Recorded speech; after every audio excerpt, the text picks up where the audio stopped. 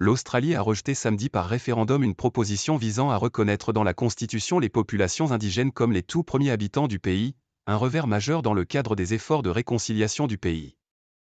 Les Australiens ont clairement rejeté, samedi 14 octobre, une réforme des droits des aborigènes, soumise par référendum, à l'issue d'une campagne acrimonieuse qui a creusé les divisions raciales dans le pays continent.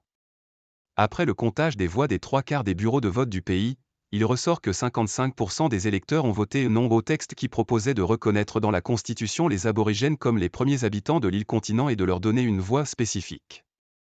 Le projet prévoyait de créer un conseil consultatif surnommé la voix auprès du Parlement et du gouvernement pour émettre des avis sur les lois et les politiques publiques qui affectent les populations autochtones, aborigènes et insulaires du détroit de Torres, qui représentent 984 000 personnes, soit 3,8% de la population australienne.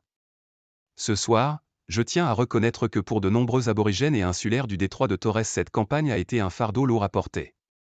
Et ce résultat sera très difficile à supporter, a déclaré le Premier ministre australien Anthony Albanese. D'abord largement majoritaire, le camp favorable au changement de la Constitution de 1901 a cessé de perdre du terrain ces derniers mois, en raison notamment de la campagne menée par l'opposition conservatrice, dirigée par l'ancien ministre de la Défense Peter Dutton.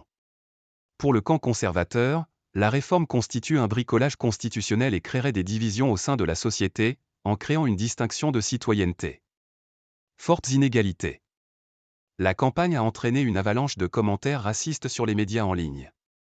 De fausses informations ont aussi circulé, dont certaines affirment que les titres de propriété pourraient être remis en cause ou que des réparations devraient être versées si la réforme passait.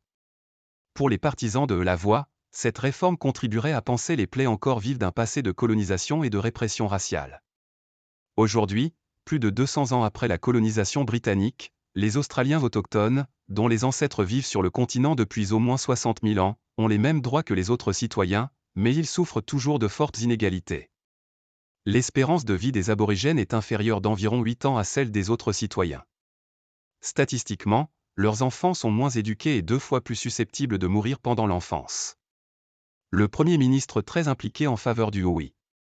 Guy Duchesne, 60 ans, qui a fait campagne pour le non, a expliqué vouloir éviter qu'une couche supplémentaire de bureaucratie ne s'ajoute à notre Constitution.